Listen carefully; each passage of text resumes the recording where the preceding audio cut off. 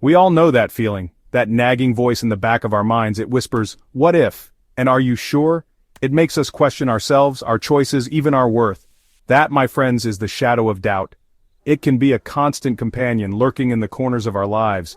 But here's the thing about doubt, it's universal. We all experience it. From the biggest life decisions to the smallest everyday choices, doubt is there. The key is not to banish doubt altogether. That's impossible, and frankly not even desirable. Instead, we need to learn how to master it. We need to understand its nuances, its triggers, and its power. Because when we master doubt, we unlock something incredible: confidence. Not the fleeting kind, but a deep, grounded confidence that comes from knowing ourselves and trusting our ability to navigate the unknown. Doubt, like most things in life, isn't inherently good or bad. It's a complex emotion that can serve as both a friend and a foe, depending on how we choose to engage with it. It's a tool, and like any tool, it can be used constructively or destructively.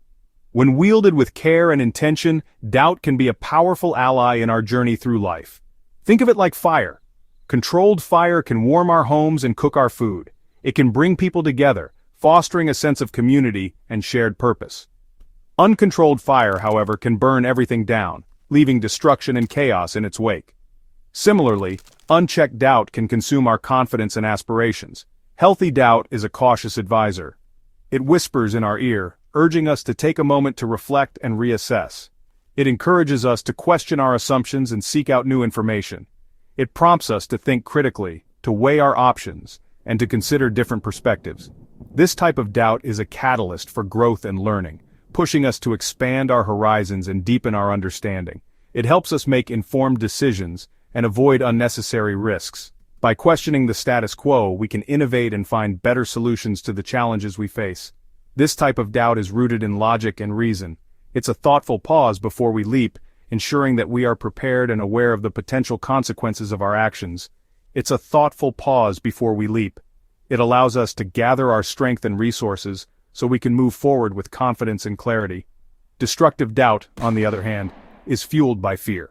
It's the voice that magnifies our insecurities and amplifies our anxieties, making us question our worth and capabilities.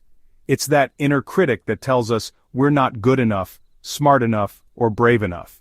It feeds on our past failures and mistakes, creating a cycle of self-doubt and hesitation. It paralyzes us, keeps us stuck in our comfort zones, and prevents us from pursuing our dreams.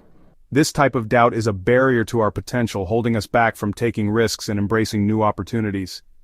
This type of doubt is like a broken record, replaying our insecurities and past failures. It drowns out our inner voice of courage and resilience, making it difficult to move forward. But we have the power to change the narrative. By recognizing and challenging our destructive doubts, we can transform them into opportunities for growth and self-discovery. Embracing healthy doubt while silencing the destructive kind allows us to navigate life's uncertainties with grace and determination. It empowers us to take bold steps towards our goals, knowing that we are capable and worthy. In the end, doubt can be both a friend and a foe. It's up to us to decide how we will use it. Will we let it hold us back, or will we harness its power to propel us forward? The choice is ours. To understand how to manage doubt, we first need to delve into its origins and mechanisms. Doubt is not just a fleeting feeling, it's a complex psychological and physiological response that has evolved over millennia. It helps to understand how it manifests in the brain. Our brains are intricate networks of neurons and synapses constantly processing information and making decisions. When doubt arises, it's a signal that something needs our attention. Our brains are wired for survival, and doubt is part of that wiring. It's a mechanism that has helped our ancestors stay alert to potential dangers in their environment. Imagine walking through a dense forest. Every rustle of leaves or snap of a twig could signal a predator. Doubt keeps us vigilant. It's a primal response to uncertainty, a way to keep us safe from potential threats. This response is deeply embedded in our neural circuitry, ensuring that we remain cautious and prepared for any eventuality. When we encounter a situation that triggers doubt, several areas of the brain spring into action. This isn't a simple one-dimensional reaction, it's a coordinated effort involving multiple brain regions. The prefrontal cortex, responsible for decision-making and planning, tries to assess the situation and weigh the risks and rewards. This part of the brain is like the CEO, analyzing data and making strategic decisions. The amygdala, the brain's fear center, sounds the alarm, flooding our system with stress hormones. This is the body's way of preparing for a fight or flight response, heightening our senses and making us more alert. And the basal ganglia, involved in habit formation and emotional responses, may kick in with learned patterns of avoidance or self-sabotage. This part of the brain can reinforce negative behaviors, making it harder to break free from the cycle of doubt. This complex interplay of brain activity can leave us feeling overwhelmed, anxious, and unsure of ourselves. It's like a storm brewing inside our minds, with different forces pulling us in various directions.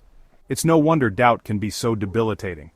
The weight of uncertainty can paralyze us, making it difficult to move forward or make decisions. But understanding this process is the first step towards overcoming it. But by understanding these neurological processes, we can start to regain control. Knowledge is power, and by recognizing the roots of our doubt, we can develop strategies to manage it effectively. Whether through mindfulness, cognitive behavioral techniques, or simply being aware of our thought patterns, we can learn to navigate the storm of doubt and emerge stronger on the other side. Unearthing the source. Where does your doubt live? To effectively address doubt, we need to identify its root causes. Where is your doubt coming from? What are the underlying beliefs and experiences that fuel it? Here are some questions to guide your reflection. What are you most afraid of? What negative beliefs do you hold about yourself or your abilities? Have you experienced setbacks or failures in the past that are fueling your current doubts? Are you comparing yourself to others and feeling inadequate? Are you seeking external validation instead of trusting your own judgment? By honestly answering these questions, you can begin to unravel the tangled threads of your doubt. You can start to see the patterns, the triggers, and the underlying beliefs that are holding you back. This self-awareness is crucial for transforming doubt from a roadblock into a stepping stone. Emotional choice taking back the reins. Doubt often feels like an overwhelming force dictating our thoughts and actions. But here's the truth, we always have a choice. We can choose to be ruled by our doubts, or we can choose to acknowledge them and move forward anyway. This is the power of emotional choice. Emotional choice doesn't mean ignoring or suppressing our doubts. It's about recognizing them, acknowledging their presence, and then choosing how we want to respond.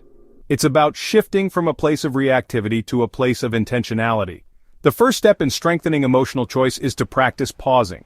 When doubt rears its head, take a deep breath and create some space between the thought and your reaction. This pause allows you to observe the doubt without judgment and to choose a more empowered response.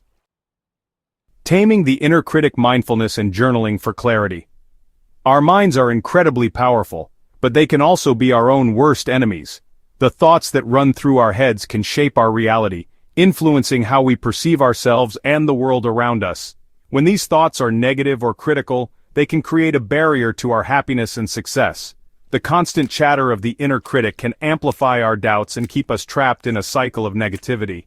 This inner voice often tells us that we're not good enough, that we can't achieve our goals, or that we don't deserve happiness. Over time, these negative messages can erode our self-esteem and prevent us from living our best lives. That's where mindfulness and journaling come in.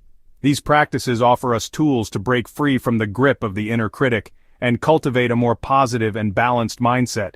Mindfulness is about being fully present in the moment, without judgment. It involves paying attention to our thoughts, feelings, and sensations as they arise, and observing them with a sense of curiosity and openness. It's about observing our thoughts and feelings without getting swept away by them.